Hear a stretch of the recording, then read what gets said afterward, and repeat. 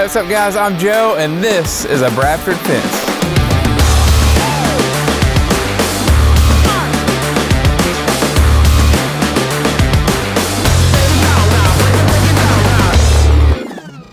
What's up guys, I'm Joe, and on this fence replacement, they pulled out all the stops. We did a ultimate privacy of a 8-foot cedar picket.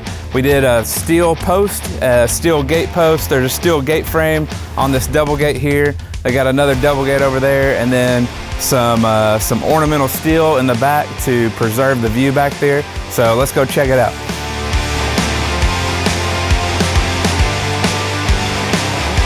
We just came through this double gate. This is a 10-foot double gate that has our metal post and metal steel frame with the tensioners. So this is the ultimate in a privacy gate with the support and structure of the metal frame, metal post. As you'll notice as we came in, this gate swings in. So we talked through that and planned that accordingly with the driveway being here and honestly a little bit of slope coming this way. We didn't want to open it out into the driveway, and two, since it's higher, we didn't want to have to go up above the ground level too high to swing out. So we did swing this in.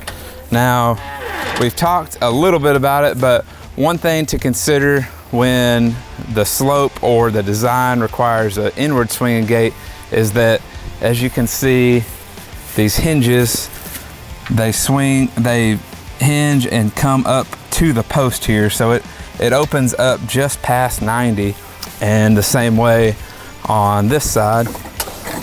So if you say a 10-foot double gate, that's usually referring to the space between the post, so 10 feet in between the post. But as you can see, swinging it in, you do have to account for the thickness of the frame and the picket when it swings in for your clearance here.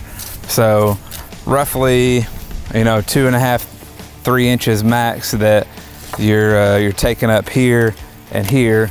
So with that, with a 10-foot opening with an inward swinging gate, then you've got about 9'7" in the clear between those two gates.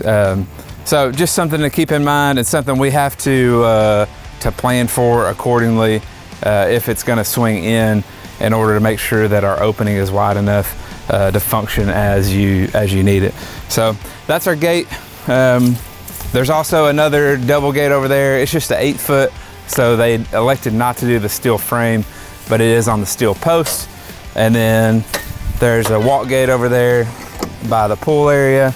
But then speaking of steel post, we did a video before of our hidden metal fence post, and I've gotten a lot of feedback on it. So that was what they went with here. You can see from the inside, you can see the 2x4s and this picket here, but this picket here is covering that metal post. So those metal posts are back there, so you get the strength and stability of the metal, but it doesn't take away from the look when it's all camouflaged and hidden by the wood picket here. So again, you got strong post, not gonna warp or bow like a wood post can, and gonna be there for years to come. Okay, another feature of this was they had an old privacy fence, and this back here was wood, just a 4-foot picket, but they wanted to preserve the view and the woods that they had back here. So we did a transition from the 8-foot tall down to a 5-foot tall steel fence, and we discussed and designed this transition. But yeah, that's an 8 to 5. Then I think it complements well the black metal with the wood. It's a good contrast, good complement. But this metal integrates well with the wood, and then gives you a beautiful look back here, and really just doesn't take away from the woods or the scenery back here, but only complements it and allows them to be able to enjoy this space back here and not be too confined or blocked off with this kind of setup. Okay, so for access back here, we did put a a double gate down there in case they need to get back through this metal. But then we also have just a walk gate on this end. All right, so we talked about we're pulling out all the stops on material with this being cedar and the steel post and the gates, but also this being 8 foot tall, this is ultimate in privacy. So the privacy was very important with the pool area in the backyard. So this 8 foot, I mean, it's up there. You're not seeing in, and how tall are you for reference? I'm about 6'1", so yeah, you can see.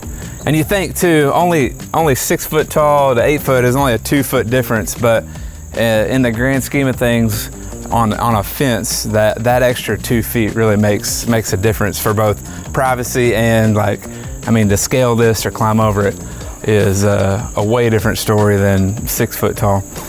So very private. And then you can also see, this is a good view from out here with those metal posts of how straight and how true this fence is.